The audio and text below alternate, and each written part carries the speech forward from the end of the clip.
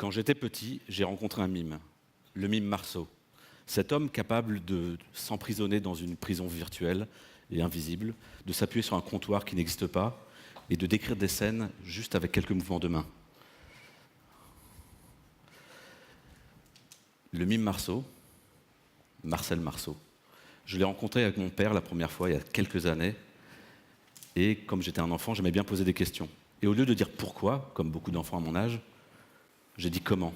Ça devait être mon côté ingénieur déjà à l'époque. J'ai dit comment fait-il pour toucher des objets qui n'existent pas? Et mon père a une réponse toute simple. Il le fait parce qu'il y croit. Ici aussi, Anthony, sur scène, croit à une réalité qui n'existe pas. Il voit des objets invisibles, les manipule, les contourne.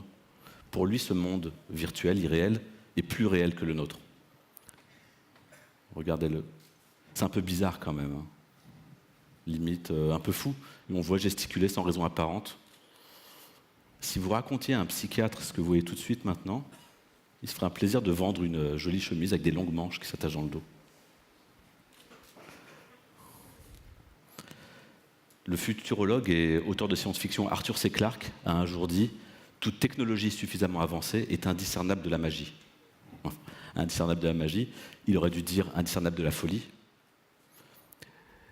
Est-ce que vous vous rappelez la première fois que vous avez vu quelqu'un utiliser un kit main libre, Bluetooth ou autre? Des fous qui parlent tout seuls dans la rue en gesticulant. Il faut rappeler le docteur, il aura d'autres chemises à nous vendre. Et puis, plus la technologie se démocratise, plus la folie devient normalité. Hier, les technologies de l'information ont permis de briser la barrière de la distance. On peut maintenant entendre la voix de nos amis, de notre famille, alors qu'ils sont à des milliers de kilomètres de nous. Et c'est normal, banal. Et aujourd'hui, les technologies type réalité virtuelle, réalité augmentée, peuvent briser notre barrière, celle du monde réel et du monde numérique, du physique et du digital, et du virtuel. Nous pouvons maintenant interagir avec des objets qui n'existent pas, ou qui existent que dans l'ordinateur, des objets ou entités numériques qui sont matérialisés devant nous. Dans quelques secondes, vous allez pouvoir entreapercevoir le monde dans lequel évolue Anthony. Un monde interactif, un monde qui a pour lui qui a tous les attributs du réel et du concret.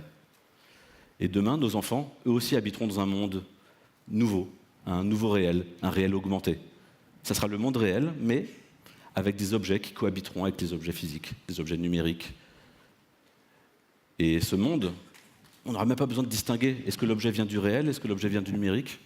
Ils habitent. Tant qu'on peut les manipuler, ils seront réels pour nous.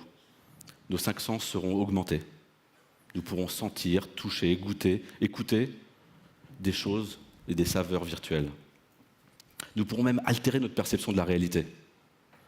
Si je n'aime pas le goût d'une pomme ou d'un fruit, je pourrais altérer ma perception de ce goût et avoir un autre fruit dans la bouche. Si je veux voir vos noms flotter au-dessus de vos têtes, je pourrais les voir. Si je veux réparer un objet, je verrai les instructions apparaître devant moi. Et si je veux faire disparaître quelqu'un ou un objet, je peux le masquer de ma vue et le faire disparaître.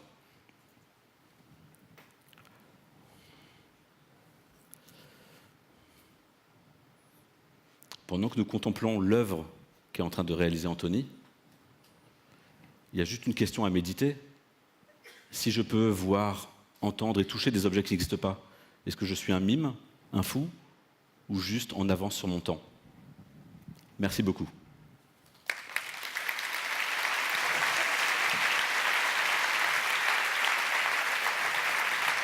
Merci.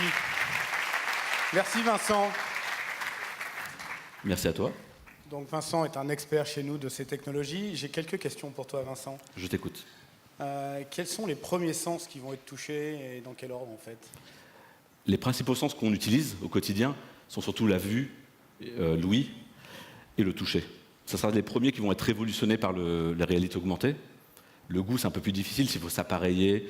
Il y a d'autres sens qui sont difficiles, l'odorat aussi. C'est pas forcément utile au quotidien. Les vrais sens, donc le toucher, la vue et l'ouïe, vont être les premiers. Et on voit que déjà la vue est touchée avec la promesse des Google Glass. Et promesse qui n'a pas été atteinte à 100%, mais qui sera atteinte dans les prochaines années. Justement, si on parle des Google Glass, est-ce qu'on a vu un petit peu ce qui s'est passé? Est-ce que l'équipement ne va pas être un frein à l'adoption? Effectivement, s'équiper, personne n'a envie de s'équiper avec un appareil en plus. Enfin, on s'équipe bien avec des montres connectées, et la montre, elle me parle, elle m'envoie mes SMS, elle me les montre, je peux interagir avec. Si je la porte tous les jours, autant peut-être me la mettre dès la naissance avec un implant. Mais ça sera peut-être le futur. Le futur, c'est avoir des implants sous la peau, subcutanée, sur le nerf optique, qui me permettront de voir des choses sans m'équiper. Dès la naissance, nos enfants verront des choses alternatives, auront accès au web ou à d'autres sources de savoir, sans forcément avoir à s'équiper. Ils seront équipés de base. C'est une des possibilités, qui fait un peu peur, mais c'est possible. Il faut juste l'accepter. Ici, tous les secteurs sont représentés, des banques, des assurances, des telcos, des retailers et tout. Finalement, quels sont les secteurs qui, selon toi, peuvent se mettre le plus rapidement et vont adopter ça le plus rapidement? Alors, je peux dire un truc un peu facile, tous les secteurs. Ouais. Et en fait, ça ne sera pas forcément un secteur, il faudra plutôt parler en termes de métier ou d'activité. Dans la formation, accéder à des savoirs pas faciles à mettre en place. Par exemple, je veux réparer une voiture, avoir une voiture virtuelle devant moi, pouvoir la réparer, et une fois que j'ai appris à la réparer, hop, modèle suivant, sans équipement excessif. Donc, surtout la formation, l'éducation, même en école.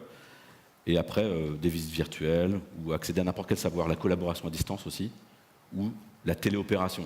Je ne parle pas d'opération médicale forcément, mais juste agir à distance sur un objet distant, agir sur un objet à distance, très facilement, comme si on y était. Donc ce sera les principales activités qui seront touchées. D'accord. Une petite dernière question?